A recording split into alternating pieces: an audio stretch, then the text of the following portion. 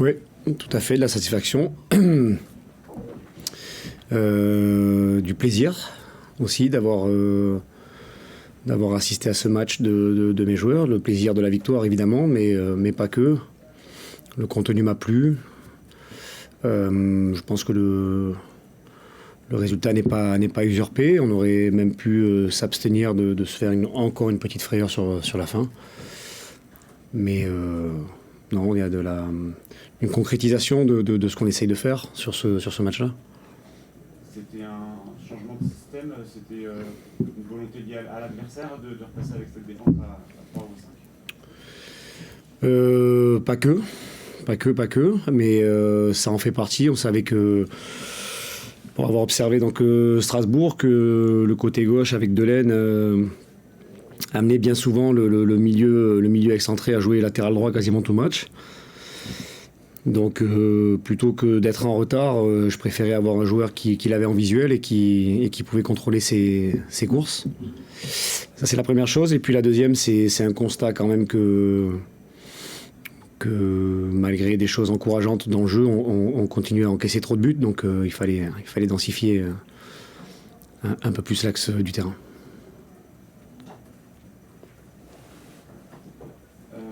Les 2 buts viennent de Marcus et de Samuel, 2 joueurs qui jouent un petit peu moins cette saison. C'est la preuve que ce groupe il a de la densité et que les garçons ne lâchent rien, même s'ils jouent un peu moins. De toute façon, on ne fait pas une saison avec 11 ou 12 joueurs, c'est une évidence. J'ai un groupe, il est pas toujours aisé de maintenir les joueurs qui jouent moins. Mais c'est mon boulot. C'est surtout aussi possible par justement l'état d'esprit positif des joueurs. De temps en temps, c'est un peu plus dur. Voilà, Samuel avait ressenti certainement un peu de frustration le week-end dernier. On s'en est expliqué. Je suis très content pour lui qu'il ait réussi sa rentrée et qu'il ait marqué. Quant à Marcus, je pense qu'il n'y a plus besoin de présenter son état d'esprit et son dévouement sans aucun état d'âme. Et il a encore montré aujourd'hui qu'on pouvait compter sur lui parce qu'au-delà de son but, il a fait notamment une première mi-temps assez incroyable.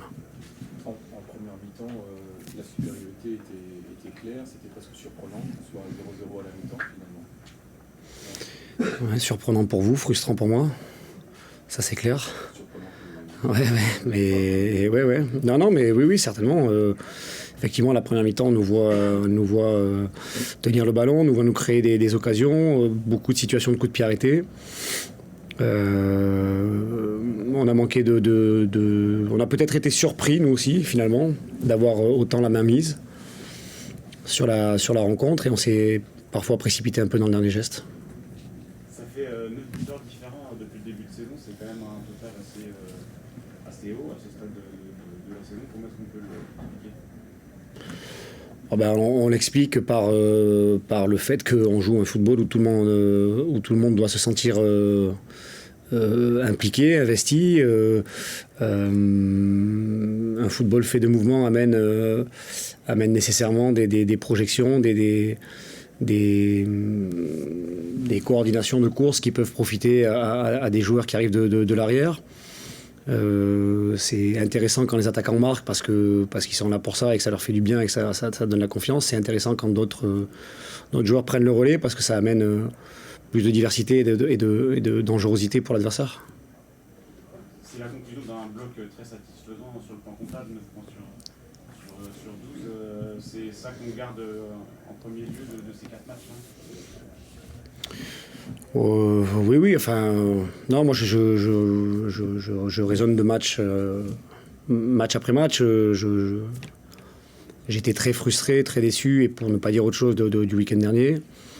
Et encore une fois, comme je l'ai assez répété, j'en assume la totale responsabilité. Je suis content aujourd'hui que l'on ait retrouvé des couleurs, que l'on fasse repartir le compteur et surtout qu'on ait retrouvé des certitudes dans le jeu.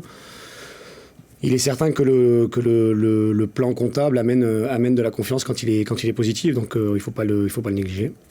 C'est un bloc qui est intéressant à ce niveau-là et qui va nous permettre de bien négocier cette trêve internationale avec la capacité de travailler en plus grande décontraction.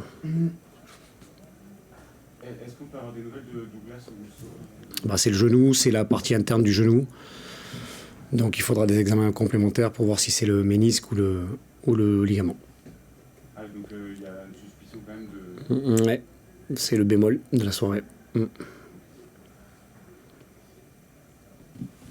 d'autres questions? Merci.